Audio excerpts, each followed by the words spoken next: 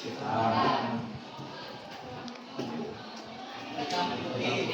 dan putih. Celana hitam. Pertanyaan saya, kata siapa itu?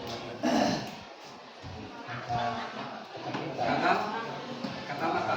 Betul, kata mata. Kalau ruangan ini gelap sekali, kamu bisa mengatakan nggak kopiah apa hitam? Jadi kalau begitu hitam menurut siapa? Hah? Malam. Ada lagi. Tadi kamu nyebutin. Nah ini kan filsafatnya. Kopiah apa warnanya? Rambut kamu tidak. Namanya kenapa? Iya. Rambut siapa tadi? Hai juga kita. Kemudian kerudung Mikael putih. Kata siapa? Kata kita. Kalau ruangan ini semuanya gelap sekali, bisa nggak mengatakan? Berarti kalau begitu, menurut mata. Ya betul, menurut mata. Terus kalau misalnya orang buta disuruh mengenali kopiah itu, dia bisa menyebutkan. Jadi kalau begitu warna hitam itu bersih. Karena kita akan belajar benda hitam. Kita akan belajar benda hitam atau radiasi benda. Makanya ini benda hitam itu ya, atau warna hitam itu adalah warna benda yang menyerap seluruhnya energi yang masuk pada benda. Makanya kalau kalian pakai baju hitam di tengah hari yang bolong akan terasa lebih panas karena dia diserap. Apakah diserapnya sempurna? Sempurna ya? Ini kopiah warna hitam sempurna enggak? Kenapa enggak? Tidak bisa. Ada lagi enggak? Ini hitam sempurna nih. Atau ini putih sempurna enggak? Kenapa? Karena masih dapat kita lihat. Jadi semua cahaya yang masuk ke kopiah ini dipantulkan kemudian diterima oleh mata. Maka kesan mata kita itu melihat benda ini berwarna hitam. Paham? Ada warna yang lain enggak? Oh ini nih. Nah, ini warnanya merah. Merah ya, sepakat ya? Sepakat ya? Sepakat semua. Yang di belakang warnanya merah. Awas jangan buta warna, nanti nggak bisa masuk Unpad. Ada tes buta warna di Unpad. Bapak juga dulu kita juga. Ini warnanya merah. Kenapa ini warnanya merah? Kalau dengan saya fisikanya belajarnya filsafat. Kenapa ini warnanya merah? Tahu? Saya pakai lagi. Ini warna merah karena semua warna cahaya yang diserap oleh benda ini akan diserap, kecuali yang berwarna merah itu akan ditampilkan kemudian diterima oleh mata kita sehingga benda ini dilihat berwarna merah. Paham? Nah sekarang kamu bisa menjelaskan ke teman-teman kamu. Kamu beruntung, saya cuma masuknya di kelas 12 IPA. Itu warna jasnya coklat. Semua warna cahaya akan diserap oleh baju itu kecuali yang berwarna coklat. Itu akan dipantulkan kemudian masuk ke mata kita, terkesan kita melihat sesuatu. Paham ya? Filosofi nih, gitu kan. Jadi istilahnya tong, ada yang nggak ngerti Sunda? Ngerti ya semuanya? Tong percaya teh kana panon. Jangan terlalu percaya sama apa yang kita lihat, sebab apa yang kita lihat belum tentu isinya seperti apa yang kita lihat. Kamu lihat cowok, jangan lihat. Baik. Sekarang benda hitam. Ini sebetulnya dulu tugas saya waktu selesai di tempat itu adalah judulnya radiasi benda hitam. Makanya ketika aku ambil itu apa sekarang dualisme cahaya Pak. Oke. Ini saya terangkan lagi sebelum ke pendekatan. Kalian semua pasti punya HP, ya kan? Kemudian kalau kalian misalnya di tempat yang jauh, yang kalian cari apa supaya HP itu bisa bekerja? Sinyal. Apa itu sinyal? Tahu nggak sinyal? Sinyal itu apa? Frekuensi. Ada lagi yang berbeda? Sinyal itu apa? Aduh, sinyalan sinyal gitu kan ya. Wah, tapi kemana-mana gitu, lalu di dampang mana naik ke bukit Patarak air sinyal. Apa itu sinyal? Gelombang itu namanya gitu kan. Sinyal itu adalah seberapa besar gelombang yang bisa diterima oleh suatu alat. Itu menunjukkan sinyal. Tadi kita berbicara tentang gelombang. Kalau definisi gelombang itu, gelombang adalah usikan yang merambat. Ada dua jenis. Wah, rada jauh dia. Ya, saya lihat. Ada dua jenis. Ada gelombang yang longitudinal, ada gelombang yang transversal. Sudah pernah ada tentang gelombang? Jelas ya? Ombak laut, pernah lihat ombak laut? Longitudinal atau transversal?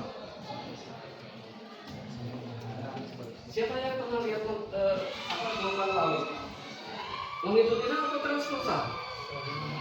Apa itu definisi longitudinal? Apa itu definisi transversal? Baik. Yang disebut dengan gelombang ini transversal ya. Nah, kalau ini adalah titik pusatnya, maka ini disebut gelombang transversal. Dia merambatnya ke kanan, tetapi usikannya ke atas dan ke bawah. Jadi gelombang transversal adalah gelombang yang antara rambatan dan usikannya tegak lurus. Jadi maju nakak kiri, tapi dia mengusik ke atas dan bawah. Ini kan? Ini misalnya usikan. Ini usikan. Terus kalau dia maju maka akan begini. Maka ini akan belutnya akan bentuk gelombang, gitu ya. Wah, ini agak jauh. Oke, kita hapus. Jadi gelombang itu adalah usikan yang merambat. Kalau gelombang transversal, antara rambatannya dan usikannya itu adalah tegak lurus. Usikan itu, kamu tahu bandul? Ini misalnya bandul, kemudian kita simpangkan dari sini, kemudian dia akan apa nih? Berayun kanan kiri kanan. Ini namanya usikan. Tapi kalau usikan ini berjalan, maka itu disebut gelombang. Itu yang pertama, disebut dengan gelombang transversal. Ada lagi yang kedua, gelombang longitudinal. Nah, ini usikan. Ini usikan. Ini disebut dengan rapatan, ini renggangnya. Arah usikannya ke kanan, arah rambatannya juga ke kanan. Jadi yang disebut dengan longitudinal itu adalah gelombang yang usikan dan rambatannya sejajar. Ini pelajaran kelas berapa ya? Kelas 1. Oke, jadi tadi dilihat dari segi usikan. Sekarang dilihat dari materinya, gelombang ada dua. Ya. Gelombang bersifat cahaya, gelombang sebagai partikel. Ini lebih jauh nih. Nah, sekarang akan masuk kepada pelajaran kalian. Gelombang itu bersifat cahaya dan gelombang itu bersifat sebagai partikel. Contoh, gelombang cahaya sudah kita lihat kan? Cahaya itu mejiku, biru, merah, jingga, kuning, hijau, biru, nila, ungu. Kalau disebut yang merah, panjang gelombangnya terpanjang atau terpendek? Panjang. Saya nanya, kalau api itu bagus yang merah atau yang biru? Yang biru. Jadi merah itu adalah panjang gelombang yang paling panjang dan energinya atau frekuensinya paling pendek. Coba enggak? Mejiku, hibi, merah, jingga, kuning, hijau, biru, nilam, ungu. Yang paling enak dilihat yang warna apa? Warna biru. Betul. Betul. Ada yang lagi pendapat lagi? Yang lain? Yang paling enak dilihat oleh mata warnanya apa? Yang sesuai dengan yang bisa ditangkap oleh mata kita warnanya apa? Tadi ada yang bilang ungu. Ungu yang paling panas. Hijau? Hijau. Ya. Antara yang paling pas dengan mata kita itu warnanya kuning. Karena panjang gelombangnya cocok dengan kekuatan mata kita. Kan warna kuning, makanya garda jalan atau marka jalan itu sekarang diganti tidak putih lagi tapi warnanya kuning. Kemudian kalau kamu berada di tengah jalan kemudian turun kabut, maka yang paling bagus itu adalah lampu berwarna kuning. Yang paling oke ya. Jadi ada dua tadi, dia sebagai partikel, dia sebagai gelombang. Cahaya sebagai partikel, cahaya sebagai gelombang. Contoh sebagai partikel sekarang. Tahu efek fotolistrik ya? Efek fotolistrik apa? Saya tahu. Kamu punya sel surya di rumah? Atau punya jam yang dari sinar matahari? Contoh yang kedua, bahwa cahaya itu sebagai partikel, dia adalah bahwa cahaya itu bisa melaksanakan efek fotolistrik. Ya, efek fotolistrik. Tanaman hijau itu gini, kita merasa lebih teduh kalau berada di bawah pohon. Betul? Kenapa? Karena daun-daun itu bisa melaksanakan atau bisa melakukan efek fotolistrik sehingga menghasilkan oksigen, makanya akan lebih segar kalau kita di bawah pohon rindang. Nah, contoh dua. Jadi cahaya bisa sebagai gelombang dan cahaya sebagai partikel. Jadi cahaya itu banyak ya tadi ya. Gelombang itu luas sekali. Sebelum saya lanjutkan pertanyaannya, dalam kehidupan sehari-hari kamu, baik, kalau tidak apa-apa. Saya kan klasika ngajarnya tapi seperti ini, gitu kan? Jadi filsafat sampah. Baik, punya HP nih, kapasitasnya berapa?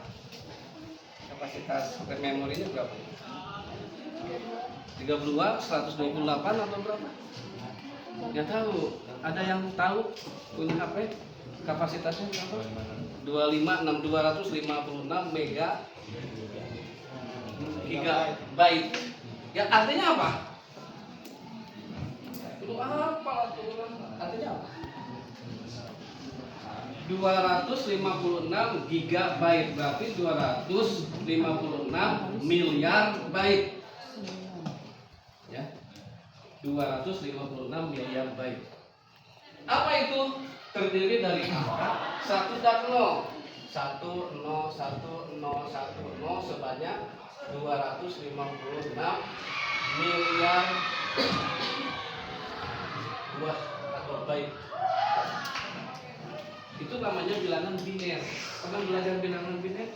Bilangan biner itu kalau tidak 1 0.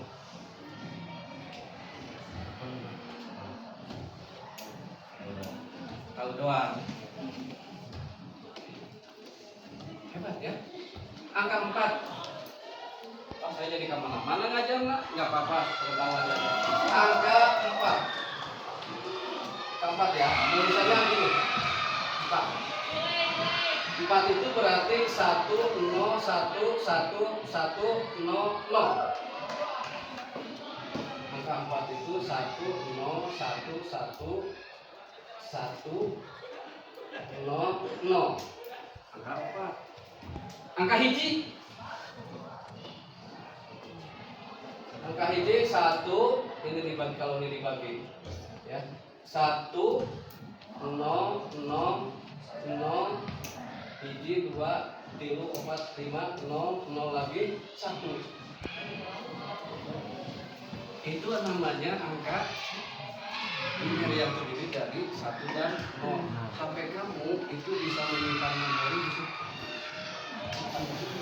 Makanya ada yang sampai tera. 1 tera berapa miliar? 1000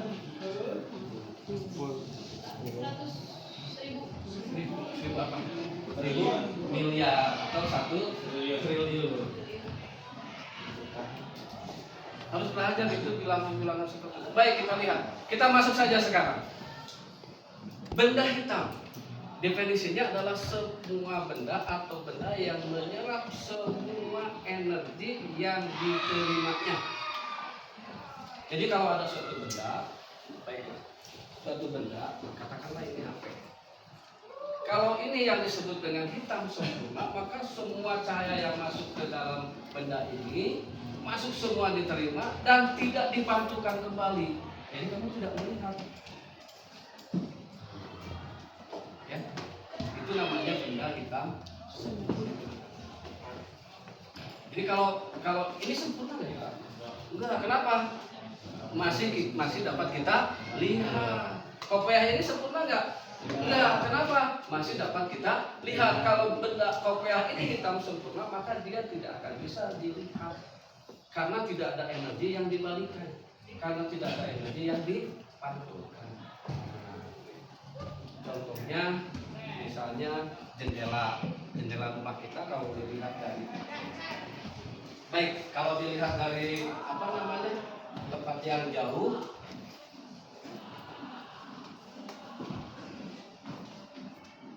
saya terlalu cepat nggak?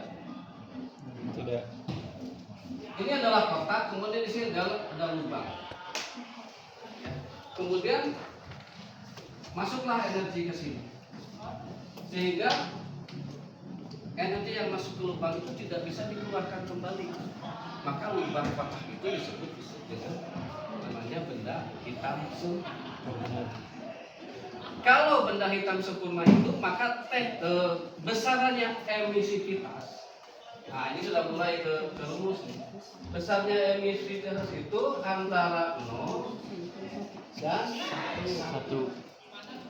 Jadi kalau hitam sempurna nilainya 1. Kalau mengkilat sempurna nilainya 0. Mengkilat sempurna itu tidak ada cahaya yang diserap sama sekali, maka itu mengkilat sempurna. Kalau hitam sempurna tidak ada cahaya yang dikembalikan sama sekali. Nilai namanya emisivitas, lambangnya huruf E. Ada ya?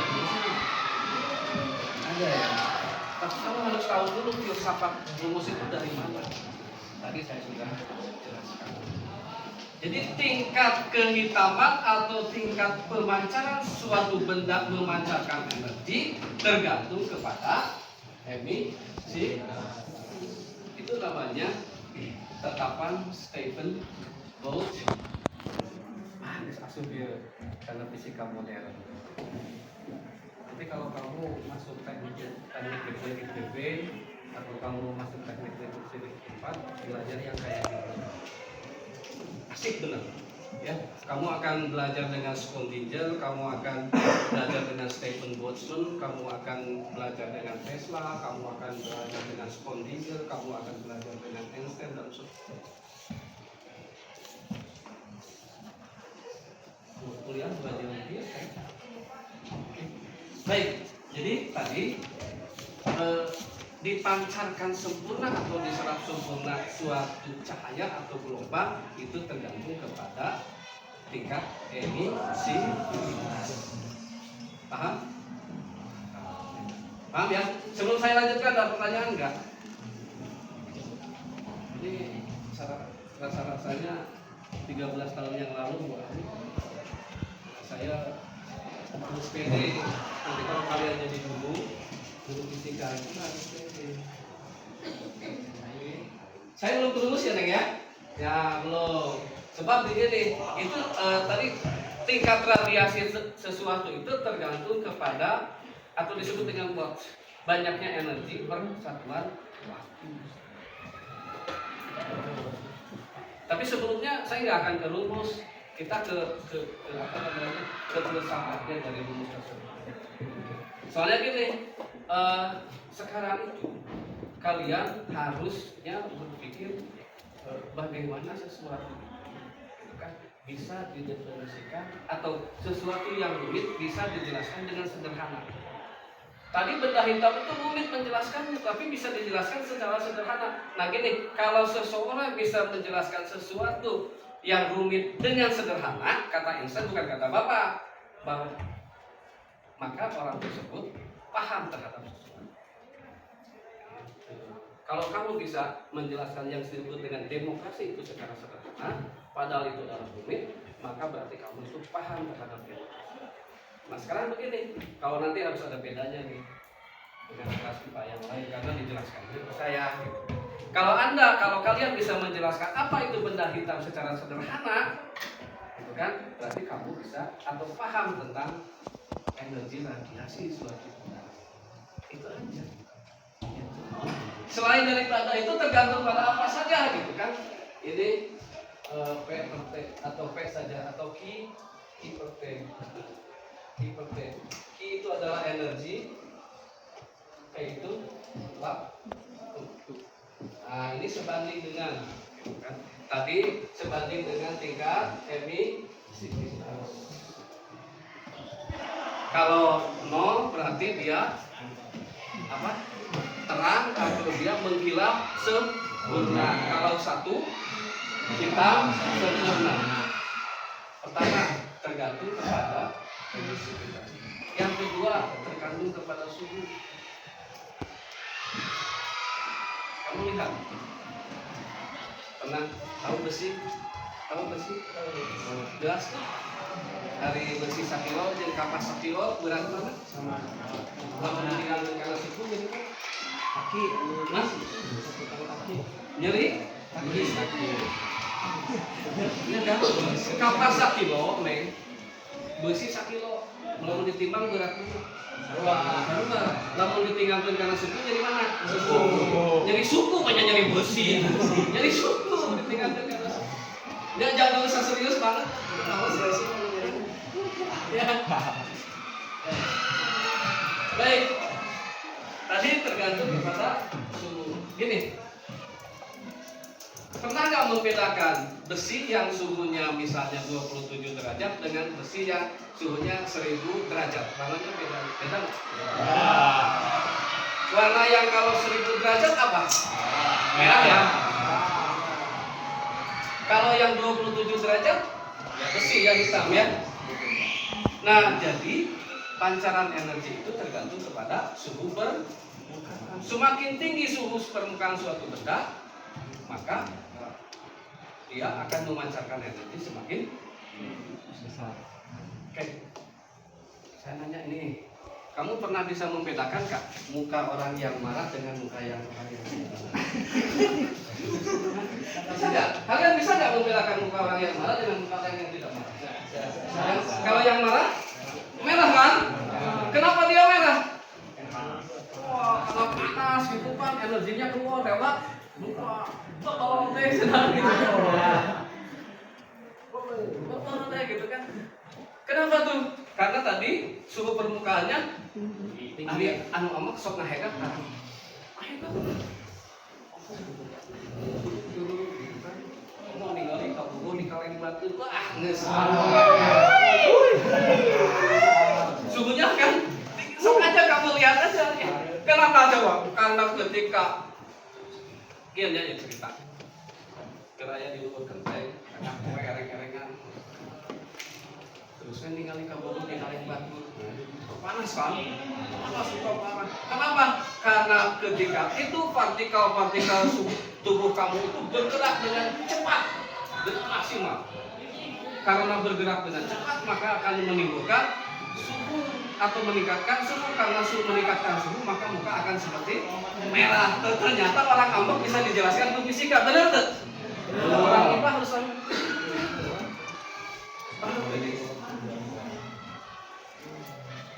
Sementara ini kalau saya sangat senang dengan fisika sebab bisa menjelaskan segala sesuatu. Orang yang sedang marah bisa dijelaskan, orang yang sedang tenang bisa dijelaskan, orang yang sedang zikir juga bisa dijelaskan. La ilaha illallah. Bening bukan tenang juga. Tadi kemana? Sampai suhu permukaan. Jadi pengaruh pada suhu permukaan. Nah, yang ketiganya tergantung kepada luas permukaan. Baik, jadi energi yang dipancarkan oleh sebuah benda radiasi benda hitam itu pertama tergantung pada emisivitas, yang kedua tergantung pada suhu, ketiga tergantung pada luas permukaan. Sudah beres. Terus ngitungnya kumaha? Terserah kamu. Udah saya nggak mengajar matematika fisika, saya mengajarnya filosofi fisika. Kita ulangi dari awal. Ya, ulangi dari apa? Ulangi dari gelombang. Gelombang itu adalah usikan yang merambat. Ada gelombang transversal, gelombang longitudinal. Cahaya itu termasuk gelombang dan juga partikel. Kalau cahaya sebagai gelombang, contohnya adalah ya gelombang cahaya itu mejiku, hibi, niu, atau gelombang atau cahaya itu bisa diuraikan. Terus saya kesannya bukan. Ini prisma, tahu prisma nggak? Pernah belajar, pernah pegang prisma nggak? Nah kalau ada cahaya putih yang dimasukkan ke dalam prisma, maka dia akan terurai. Nah terurainya cahaya putih, ya, menjadi mejiku, hibi, niu, itu namanya apa? Difisikan aja. Dan ini menunjukkan bahwa gelombang atau cahaya sebagai gelombang. Kemudian cahaya sebagai partikel, contohnya apa tadi? Efek fotolistrik. Efek fotolistrik. Sekarang itu kalau kamu jalan-jalan ke Cirata, maka di situ kamu akan melihat panel-panel besar sekali. Itu dibuatkan pembangkit listrik tenaga surya PLTS. Karena itu yang paling ramah dengan yang paling ramah dengan lingkungan. Yang paling tidak ramah dengan lingkungan adalah pembangkit listrik tenaga nuklir.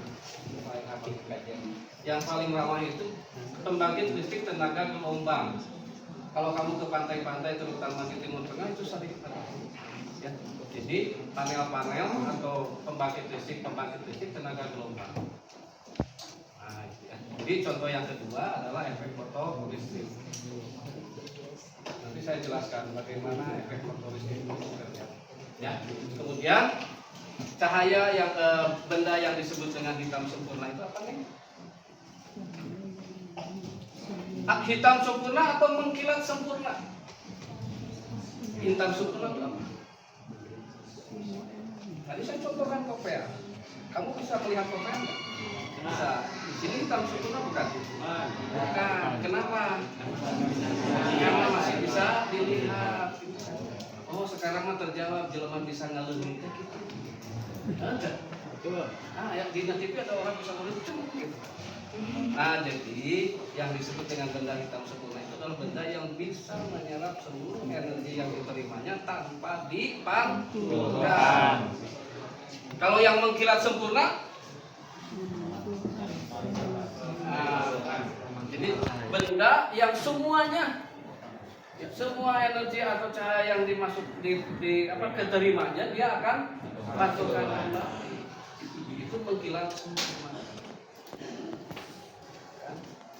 Tingkat pancaran atau resapan energi itu tergantung kepada ini banyak yang ngantuk, ada yang ngantuk tapi dia nggak apa-apa.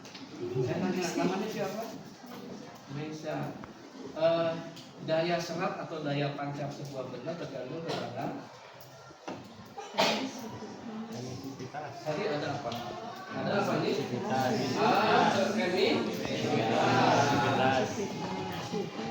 Yang kedua tergantung pada suhu. Yang ketiga tergantung pada luas permukaan. Beres, kamu nilai 10 sampai fisika.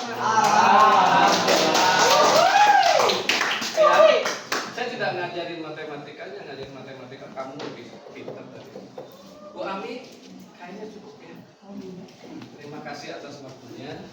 Mudah-mudahan bermanfaat, mudah-mudahan berkesan. Nanti kalau ada kalian ingin ngobrol tentang fisika dan sebagainya, kamu bisa masuk ke ruangan bapak. Ruangan bapak bukan singgah sana yang tidak bisa dimasuki oleh siswa. Kita akan diskusi, kita akan ngobrol. suami tuntun bila ya dulu Pak. Saya sudah hampir 15 tahun saya nggak pernah ngajar Pak. Jadi itu ya. Kenapa saya ingat ini? Terus terang ini kayak paling dekat ilmu ini. Ketika saya dites di tempat, makanya ketika ditanya tentang apa, radiasi benda hitam. Padahal saya sudah hampir 15 tahun nggak ngajar, tapi alhamdulillah Allah masih memberikan ingatan yang kalau kamu mengerti alhamdulillah, kalau kamu tidak paham saya minta maaf. Oke ya, buat ini ya, terima kasih semuanya. Assalamualaikum warahmatullahi wabarakatuh. Waalaikumsalam.